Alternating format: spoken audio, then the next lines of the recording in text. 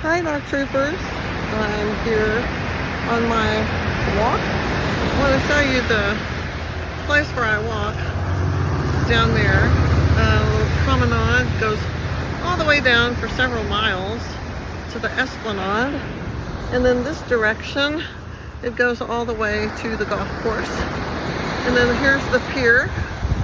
Got a few people out there fishing. Not a lot. They catch crabs and these other weird little fish.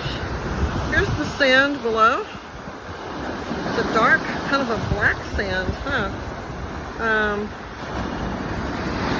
And so I come here to walk and to feel the energy of the ocean.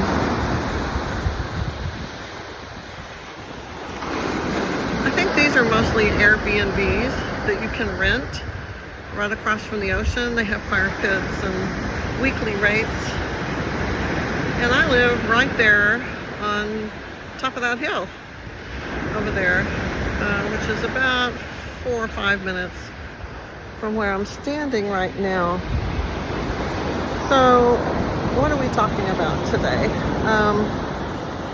I want to talk about when you are attempting to move on with another person. You're dating, you're romancing, you're going to dinner and navigating the whole world of the single and divorced or separated or whatever. Hopefully not separated, but what is that like after narcissistic abuse? Well, I can tell you it's difficult. It's difficult because you have trust issues. You sort of have your NARC radar on and you're wondering, is everyone I know a narcissist? Like these people walking, could they be a narcissist? How about these people in the ice cream truck?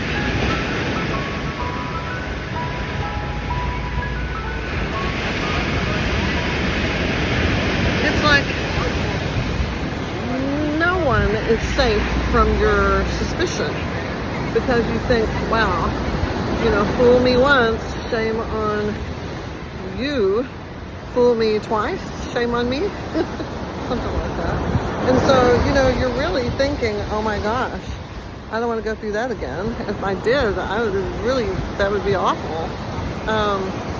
So you have this hypervigilance that's like a trust issue, I think. And you may be with this person and find, like, especially if they're a normal, average person, you find them to be somewhat lackluster, vanilla, a little too ordinary. Because, when you're with a narcissist in that shared fantasy, it's what the name implies. It is a fantasy. And fantasies are extravaganzas with fireworks and musical spectaculars, numbers where you're dancing on the stars and everything is such a perfect fit. And the reason why it's a perfect fit is because they're just mirroring you and reflecting you back to you. So really, you're in this relationship with yourself, you just don't know it. Because, there's nothing to them. They have no substance, no core, no identity or anything. They're just chameleons who take on your personality traits and your likes and dislikes, and that's why it seems like such a perfect soulmate twin flame connection where it's just meant to be, because you're just so much alike. You're not so much alike. They're not like anything. They have, the minute that you're gone, they're going to shape shift into a completely different person with your replacement. And maybe with you, they hated pickles, but with your replacement, that's going to be their favorite food. Maybe with you, we had I know my husband and I had a tiramisu thing going on, and for almost 5 years, I couldn't eat tiramisu. It was a trigger, and it made me think about him. and our little quest to find the perfect tiramisu all over the world, right? But I finally got to the point where it's like, I'm going to reclaim this. Just like I did our lemon ricotta pancakes. You get to a part where you just accept that these were things that you liked, and they said they liked them too. They believed that they liked them too, and for a while, when it suited them the most, they really did love those things as their favorite because they became you. They like peeled off part of you and stuck it onto themselves. It's just crazy. So now you have an opportunity to be with a real person, and they may not do things so effortlessly, so seamlessly, so perfectly in symbiosis, perfectly in step and in rhythm. They may have preferences and likes and dislikes that you don't have, right? It may not go together just as one big blended thing. It can be frustrating because this is a whole individual with an identity, and they have likes and dislikes that may be in opposition to yours. And I think you have to expect that's what is normal. That is a sign you've got a healthy person within some kind of identity and ego intact. It's a good sign. And so you can't compare a new normal person, or perhaps I shouldn't use the word normal. That's a very objective term. You cannot compare the new person in your life with the narcissist that you were with, because there's just no way to do that.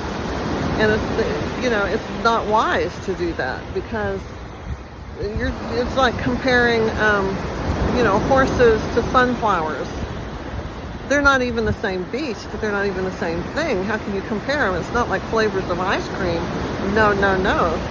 Two very, very, very different entities here. So don't compare.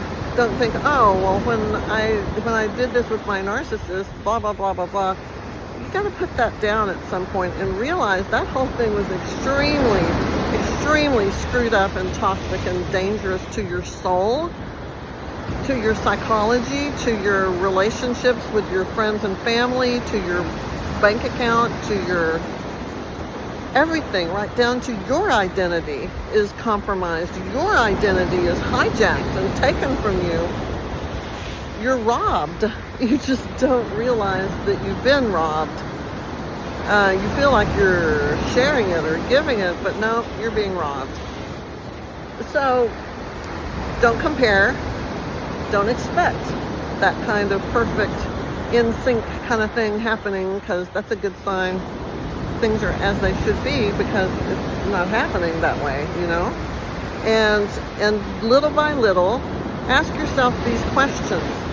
Does this person, are they empathetic and compassionate and show mercy, and are they kind to people? Not in a fake, I'm so polite, I'm always the good guy and hero rescuer kind of fake way, but in a genuinely, I care about people, and there are people in my life that I love very much. That's a good sign, right? It's a good sign that they're a normal, here I go again, not normal, healthy. We want to use the word healthy, that they are a healthy individual is when they can make attachments to people and value them and be committed to them. Do they feel guilt? Can they admit wrongdoing? Are they genuinely repentant when they screw up? Do they own it? Take responsibility for it? Apologize and say, I'm so sorry. If this upset you, I promise I'm going to work really hard not to do that again if that's something that upsets you. And then they do that, right? Then that's a good sign that they're a healthy person.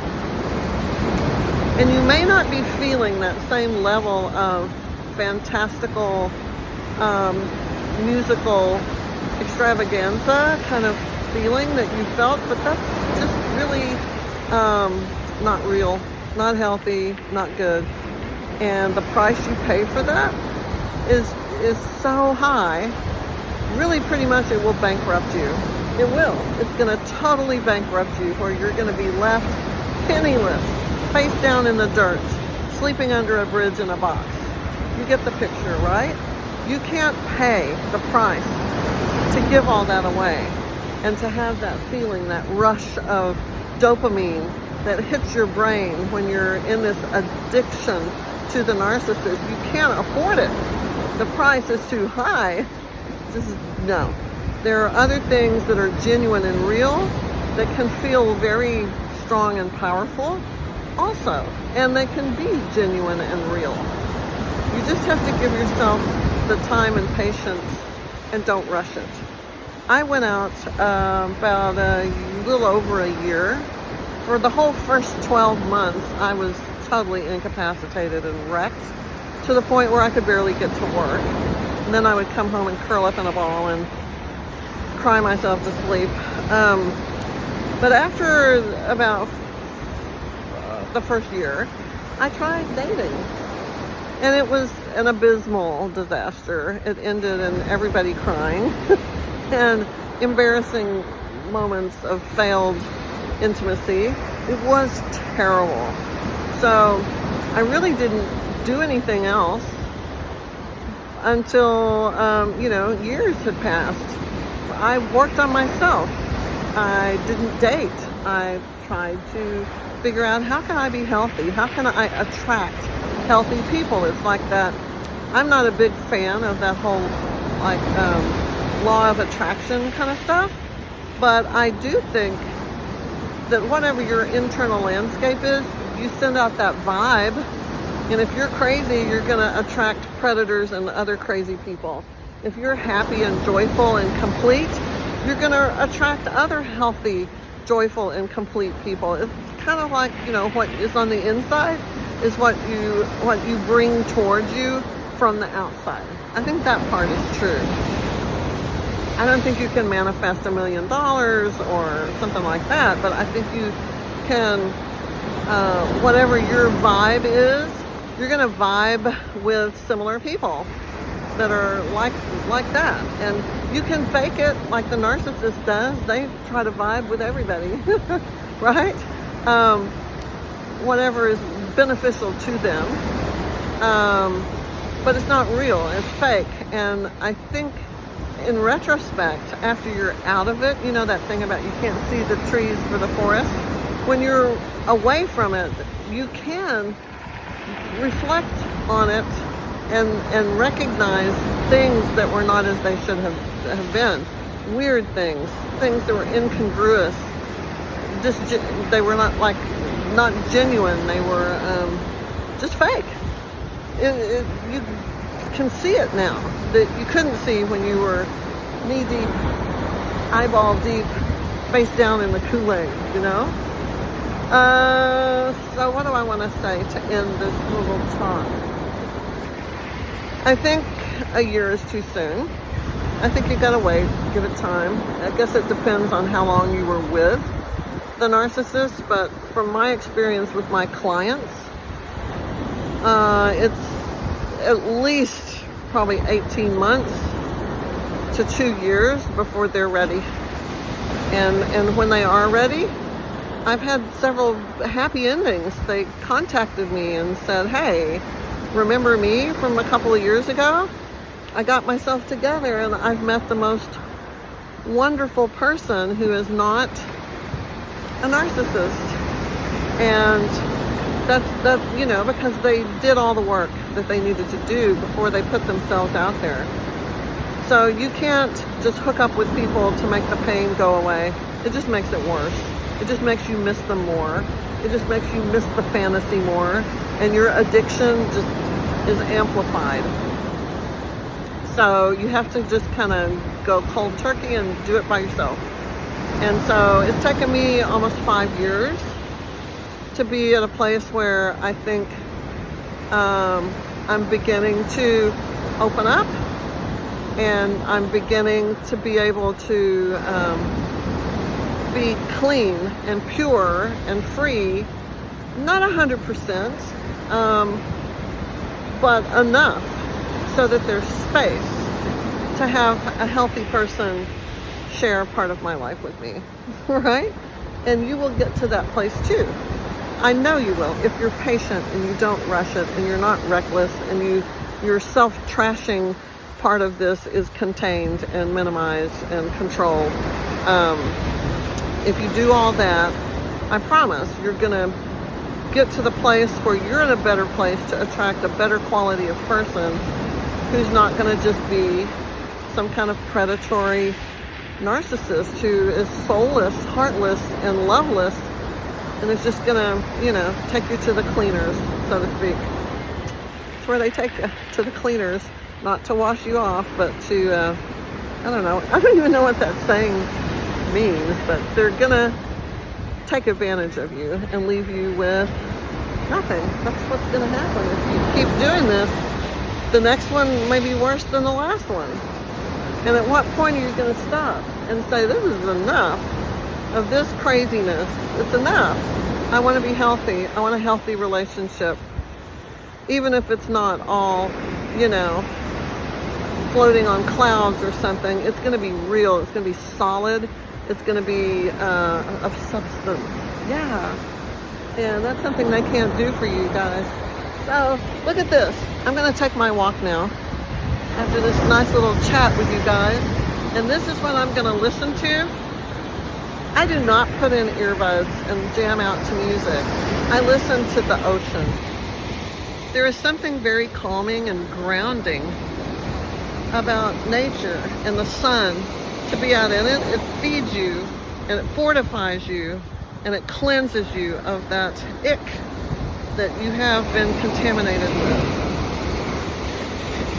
So if you don't have this at your back door, and trust me, I know I'm blessed to have this at my back door, but if you don't, find something somewhere. Take a walk by your lake or by your creek. Water is a powerful source to be near.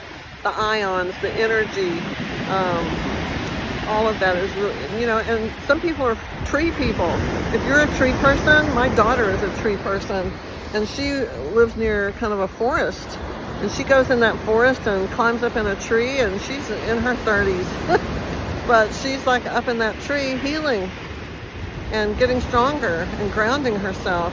So find that space that will do that for you, and get out there and start this journey to wellness. It's worth it, I promise. Okay, much love to everyone. Bye-bye.